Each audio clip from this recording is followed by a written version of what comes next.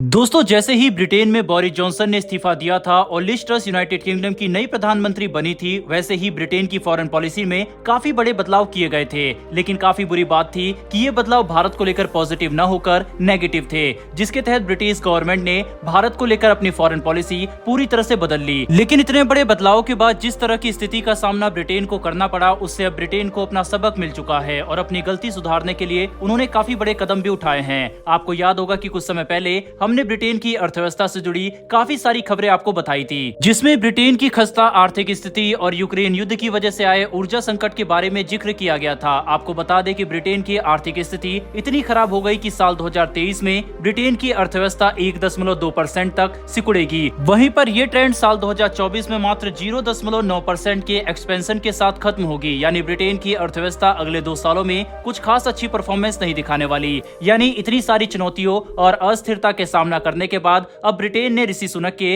Leadership में अपनी performance policy में काफी बड़े बदलाव किए हैं, जो कि भारत को लेकर काफी अच्छे हैं। बता दें कि सोमवार को ब्रिटेन की पार्लियामेंट में डिफेंस और फॉरेन पॉलिसी रिव्यू के दौरान ब्रिटेन ने खुलकर संयुक्त राष्ट्र सुरक्षा परिषद में भारत की स्थायी सदस्यता और भारत को वीटो पावर दिए जाने का समर्थन किया, जो अपनी तरह की एक पहली घटना है, क्योंकि अभी तक ब्रिटेन की तरफ से भारत को समर्थन सिर्फ बयानों के जरिए ही दिया जाता था। पर इस बार ब्रिटेन ने भारत को जिस तरह से सपोर्ट दिखाया है, वह अपने आप में ही एक काफी ताकतवर तरीका है, क्योंकि किसी भी देश की संसद में जब दूसरे देश को लेकर समर्थन जुटाया जाता है और इसका खुला ऐलान किया जाता है, तब ये बात साफ हो जाती है कि वह देश अपनी पॉलिसी को लेकर पूरी तरह से क्लियर है, जो भारत के केस में काफी अच्छी बात है, क्योंकि ब्रिटेन खुद भी यूएनएससी का एक स्थायी सदस्य है। ऐसे में ब्रिटेन का समर्थन भारत के लिए काफी मायने रखता है, जिसका इस्तेमाल करके हम अपने बड़े जियोपॉलिटिकल इंटरेस्ट हासिल कर सकते हैं। दोस्तों, ऋषि सुनक की सरकार के अंडर में ब्रिटेन काफी प्रो इंडिया पॉलिसी का पालन कर रहा है, जिसके तहत हमने देखा कि कैसे बीबीसी की डॉक्यूमेंट्री को लेकर हुई कंट्रोवर्सी पर खुद ऋषि सुनक ने भारतीय प्रधानमंत्री श्री नरेंद्र मोदी का समर्थन किया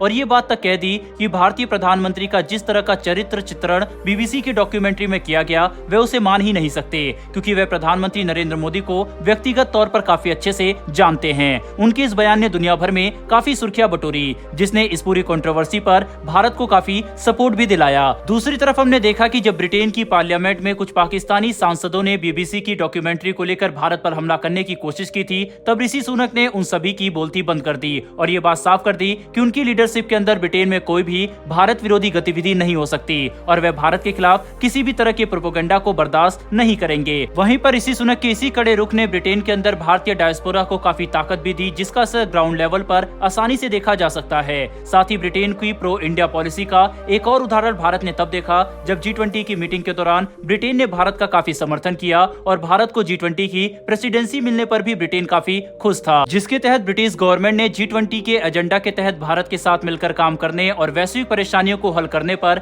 बड़े बयान भी दिए, जिसने ये बात साफ कर दी कि ब्रिटेन भारत के साथ G20 के फ्रेमवर्क में अपनी साझेदारी को एक नए स्तर तक ले जाएगा, जिसने दोनों देशों के द्विपक्षीय संबंधों को भी काफी मजबूत किया। वहीं पर हम इस बात को भी नजरअंदाज नहीं कर सकते कि जहां एक तरफ रूस और यूक्रेन के मुद्दे को लेकर फ्रांस भारत के सामने तन गया था और G20 कम्युनिक पर काफी कंडीशन के साथ हस्ताक्षर करने जैसे मुद्दे खड़े हुए, वहीं पर ब्रिटेन को लेकर भारत को ऐसी कोई भी परेशानी नहीं आई, जिसने ये बात साफ कर दी कि इस समय ब्रिटेन भारत को काफी ज्यादा महत्व देता है और भारत के साथ मजबूत संबंधों के अलावा वे किसी भी दूसरे मुद्दों को ज्यादा बड़ा नहीं मानते, जिसकी वजह से आम भारतीयों में भी ब्रिटेन पर भरोसा काफी बड़ा है। इतना ही नहीं बल्कि फ्री ट्रेड एग्रीमेंट को लेकर भी भारत और ब्रिटेन के बीच में जो बातचीत लिज ट्रस की सरकार में पूरी तरह से बंद हो गई थी, ऋषि सुनक की लीडरशिप में वह एक बार फिर से काफी तेजी से शुरू हो चुकी है, जिसके तहत आने वाले कुछ महीनों या सालों में दोनों देश एक बड़ा और महत्वपूर्ण FTA साइन कर सकते हैं, जिसके बाद भारत और ब्रिटेन का द्विपक्षीय व्यापार कहीं गुना ज्यादा बढ़ जाएगा, जो दोनों देशों की अर्थव्यवस्था को मजबूत करने और स्थिर रखने में काफी महत्वपूर्ण साबित होगा।